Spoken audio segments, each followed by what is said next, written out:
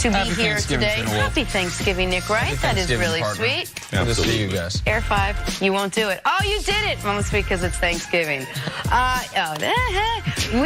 We have a big show on this Thanksgiving Day, so sit back, get your fixins ready, because here we go. The Saints could be on upset alert against the Falcons tonight.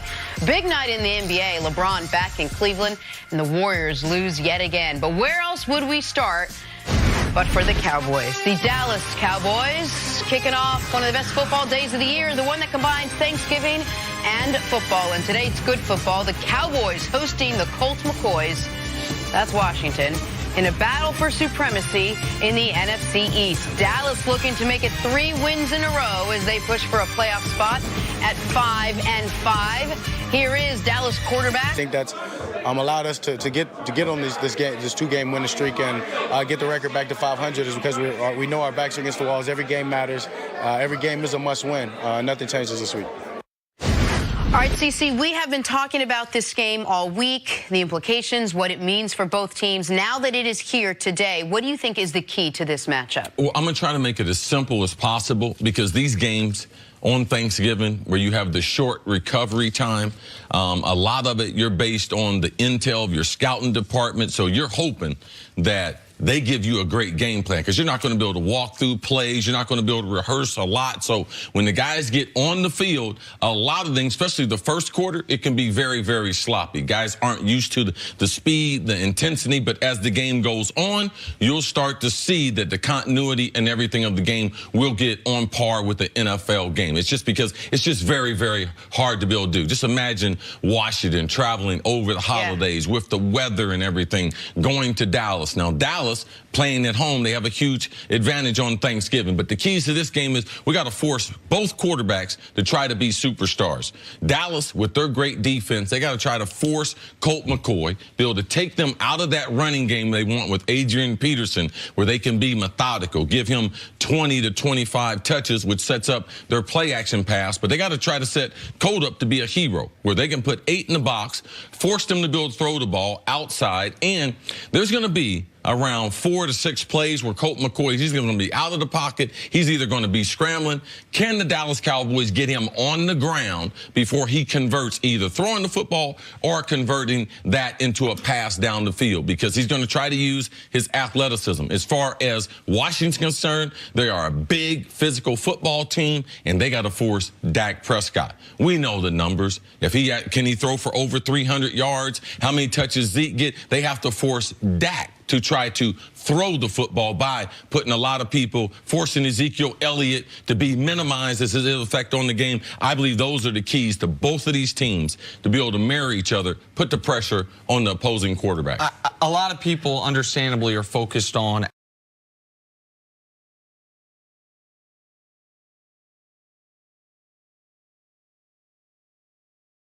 Alex Smith's injury and Colt McCoy, but in the lineup. Left tackle had been in and out of the lineup. The 3 games previous to that, Adrian Peterson was averaging 22 carries, $115 on the ground, 5 yards per carry. The 3 games since those offensive line injuries, they had Alex Smith for 2.5 of those games.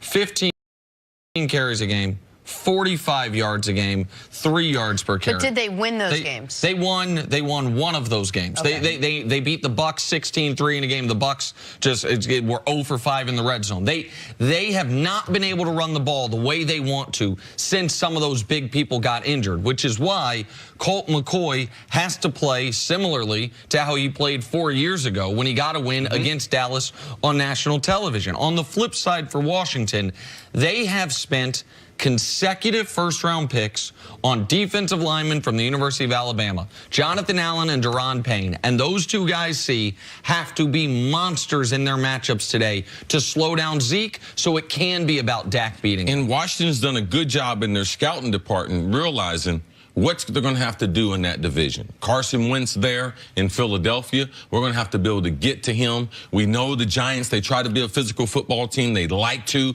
be able to run the football. And we knew in Dallas that they were going to have Dak and Zeke there. So Washington has done a tremendous job of scouting their division and realizing what do we need to do to win. And they went to the football factory in the University of Alabama and got 2 of their stellar players. Is there something, though, about playing a game on Thanksgiving Day national stage, everyone watching. Obviously, there's so much involved that negates all the little details of it because it's such a big stage. And maybe this is all about like emotion and heart, and you're playing on a day where you know your families are home watching. Well, Chris has obviously played multiple Thanksgiving games, so I will defer to him on that. But I do want to, before you go, mention something Coach Mangini said, which is I had been keying on home teams on Thursdays this year.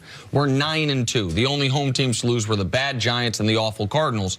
And he brought up he thinks that Thanksgiving, that almost doesn't apply because typically during an NFL season, your Thursday game is the game you're like, just got to get through it.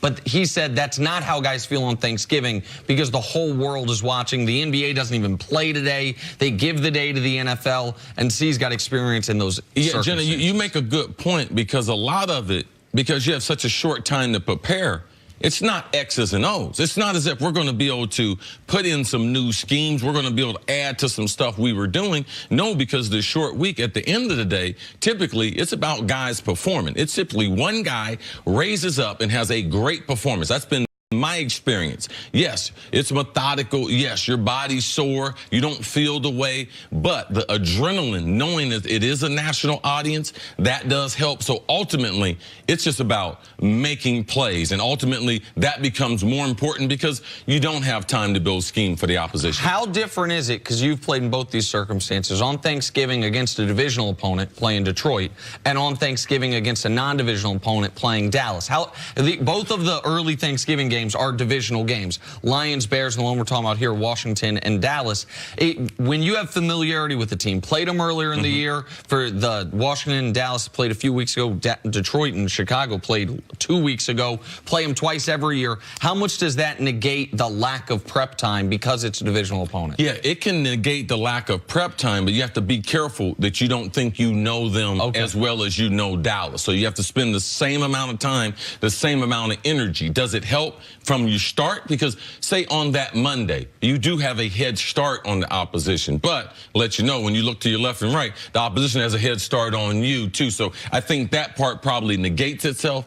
Playing Dallas, typically you're going to be a team coming from the NFC. We've played them. We've been in the NFC, so we were more familiar with them. So not as familiar as Detroit, but Dallas, people are familiar with Dallas because they're in such the national spotlight all the time. And here's the other thing about this game. Jason Garrett 2.5 weeks ago was fired. I mean, he wasn't fired, but he was fired. All but gone. They've won 2 critical road games since then, and now he has a chance, the Cowboys and Jason Garrett have a chance today to change the narrative of their season. But if they lose, and all of a sudden, if they lose, they have to go 4-1 the rest of the way to have a shot at the postseason. And after this week, they've got New Orleans. So 4-1 the rest of the way, if that's what you got to do with a loss, you're in rough shape. So all the goodwill and all the positive momentum Dallas has going for them, with the loss, they're 2 games back and don't have the tiebreaker. So this is the definition of a swing game for the Cowboys season. I didn't look it up exactly, but I remember Jason Garrett when you said his name. He had a tremendous game as a backup on Monday Night Football. I think it was 1994. He's trying to prevent Colt McCoy from kind of doing the same thing that he did, being the unsung hero coming off the bench and leading to a Thanksgiving Day. It should be a good game. It should. You mentioned Coach Mangini. He will be out here. We'll talk about this game, so much more throughout this Thanksgiving Day. But coming up, let's talk some basketball. How the Golden State Warriors hit rock bottom after their 4th straight loss. That's next on First Things First.